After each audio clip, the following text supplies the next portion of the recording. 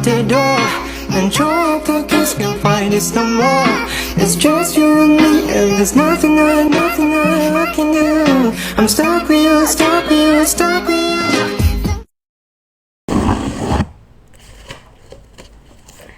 Assalamualaikum warahmatullahi wabarakatuh, teman-teman. Bertemu lagi dengan saya, Ananet.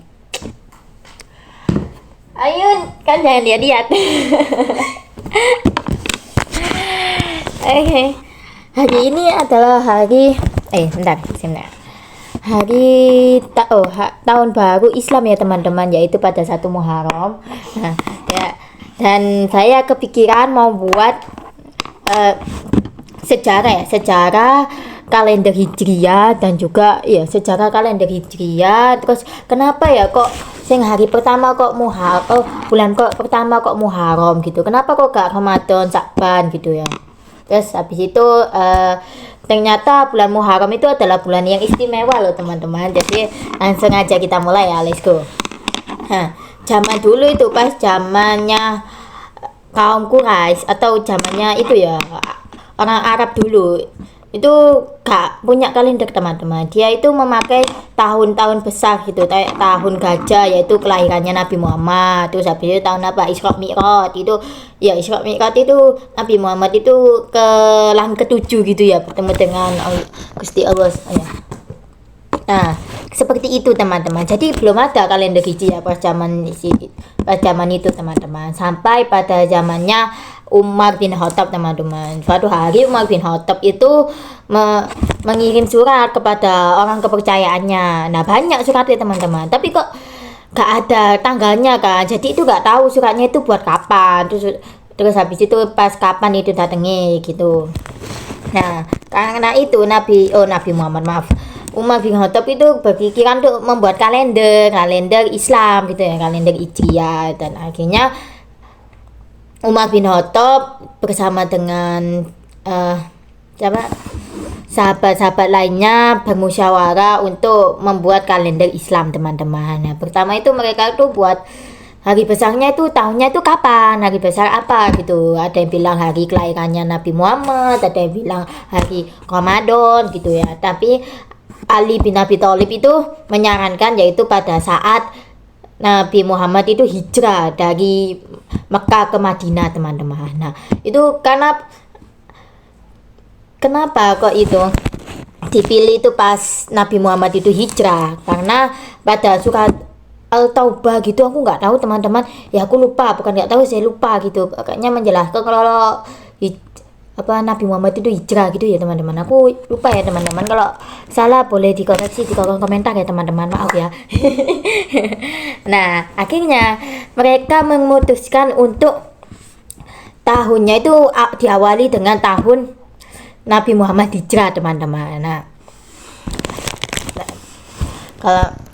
dan sekarang tinggal bulannya nih, bulannya milih bulan apa gitu. Dan akhirnya ditetaplah bulan Muharram, teman-teman. Karena kenapa ya kok bulan Muharram? Karena bulan Muharram itu bulan suci, teman-teman. Karena bulan sebelumnya kan itu orang-orang kan berhaji, teman-teman. Dan berhaji itu kita itu suci kembali, teman-teman, katanya begitu.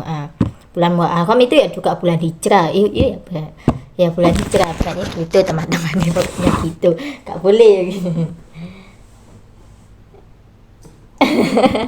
Oke. Terus kenapa ya kok bulannya itu 12 hari? Karena dalam surat At-Taubah lagi, saya nggak tahu lagi surat ayat keberapa, lupa saya ya. Kata Allah itu menciptakan bulan itu selama 12 bulan ya. Apa menciptakan semesta, aku juga lupa, teman-teman. Nah, dan akhirnya ditetapkan bulan itu kalender Hijriah itu ada 12 hari, teman-teman. 12 hari ya. 12 bulan, maaf, 12 hari. Dan Allah juga memberitahu kalau ada 4 bulan yang istimewa, teman-teman. Salah satunya yaitu bulan Muharram. Dan 10 Muharram kita dianjurkan yaitu puasa sunnah, teman-teman. Puasa sunnah ya apa ya, puasa sunnah apa, sebentar, aku juga lupa. Puasa sunnah apa Yun? Puasa sunnah apa Yun? Ya, pokoknya puasa sunnah teman-teman. Nah, itu pada 10 Muharram teman-teman. Kenapa kok pada 10 Muharram? Karena pada 10 Muharram itu banyak peristiwa-peristiwa besar teman-teman, yaitu pada saat Nabi Adam itu dosanya diampuni. Terus habis itu Nabi Musa itu diselamatkan oleh Allah dari kejaran kaum kafir. Kaum kafir ya, Raja Fir'aun, bukan kaum kafir, Raja Fir'aun. Terus habis itu Nabi Ayub disembuhkan. Terus Nabi Yunus dikeluarkan dari paus, dan nah ya itu pokoknya dan lain-lain sebagainya teman-teman. Yun. Makanya kita kan dianjurkan untuk berpuasa, tapi puasanya tuh barengan sama agama lain loh teman-teman, yaitu agama Yahudi atau agama Yahudi Nasrani gitu ya. Ya, pokoknya itu.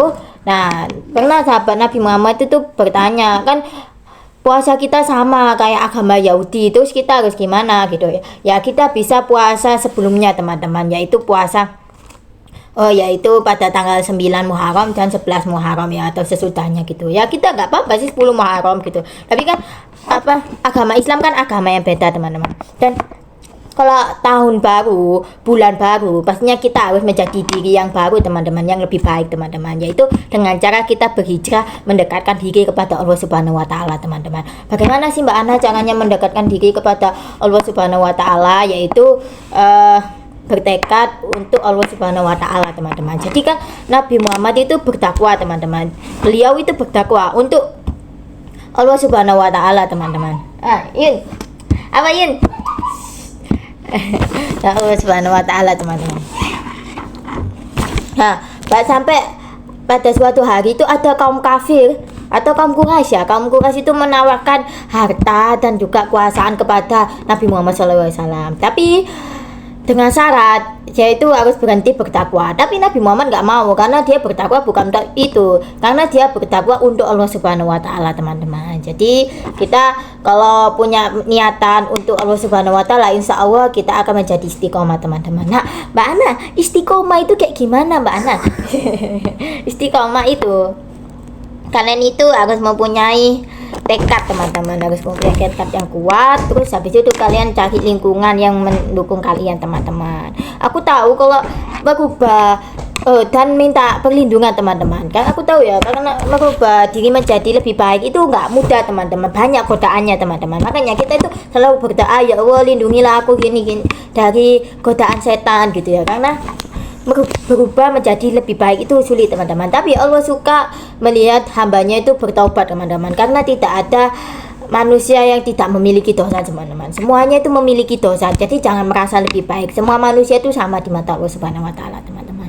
Tapi aku yakin kalian bisa untuk berubah menjadi lebih baik teman-teman. Oke, begitu saja yang bisa saya sampaikan. Kalau ada informasi yang bisa kalian tambahkan saja di kolom komentar. Dan mohon maaf jika saya ada salah kata atau salah perbuatan. Terima kasih. Selamat tahun baru Hijriah ya, tahun baru Hijriah. Saya Ana. Assalamualaikum warahmatullahi wabarakatuh.